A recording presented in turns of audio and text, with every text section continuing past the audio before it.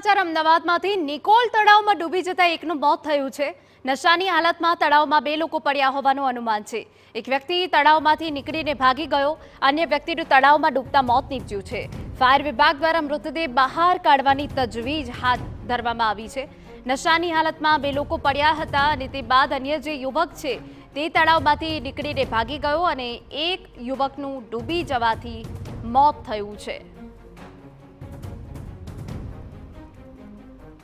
અમે જોવા માટે આવ્યા ત્યારે છોકરાઓ 2 તરતા હતા।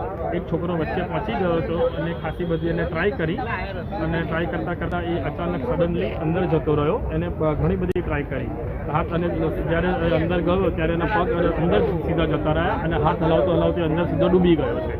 આ રીતના એ ગયો ત્યારે અંદર સેન્ટરમાં છે એની સાથે જે છોકરો હતો એ અત્યારે નીકળી ગયો છે, અત્યારે હાજર નથી અને એ પછી ફાયર બ્રિગેડ આવીને અત્યારે કામગીરી કરી રહી છે અને શોધવા માટે।